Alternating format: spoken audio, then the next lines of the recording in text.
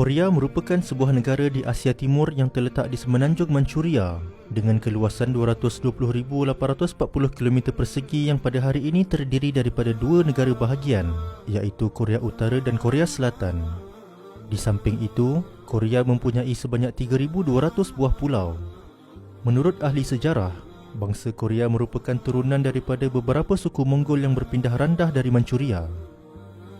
Suatu ketika dahulu, hampir keseluruhan suku primitif Korea berpegang kepada ajaran animism atau shamanism. Sementara pengaruh kebudayaan Cina terhadap bangsa Korea bermula pada zaman kerajaan Goguryeo yang memerintah Korea sejak sekitar tahun 37 sebelum Masihi hingga 668 Masihi. Kerajaan Goguryeo merupakan kerajaan pertama yang menerima pengaruh kebudayaan Cina termasuk pengaruh agama Buddha.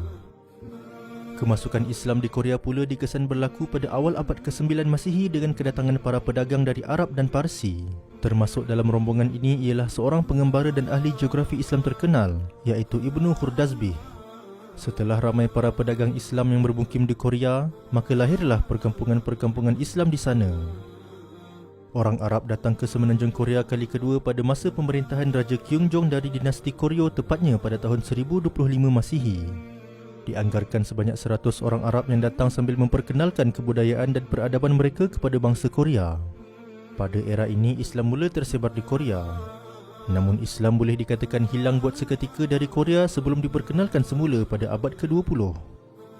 Pengaruh Islam di Korea mula kelihatan kembali pada tahun 1950-an apabila berlakunya perang antara Korea Utara dan Korea Selatan, di mana dalam perang ini, pihak Korea Selatan mendapat bantuan daripada PBB termasuk daripada beberapa negara seperti Amerika Syarikat dan juga Turki. Selain membantu dalam perang, Turki juga turut giat menyebarkan agama Islam di Korea. Di samping membantu mangsa-mangsa korban perang, Turki turut membangun sekolah dengan nama Sekolah Ankara untuk anak-anak yatim di Korea.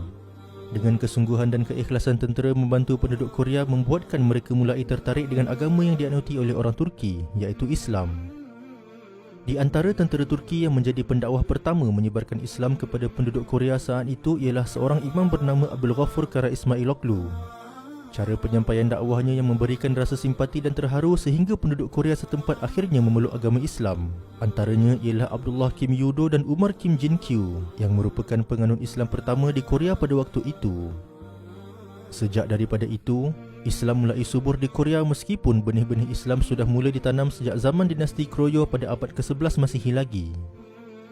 Ingatlah kita pada sebuah hadis Nabi Muhammad SAW.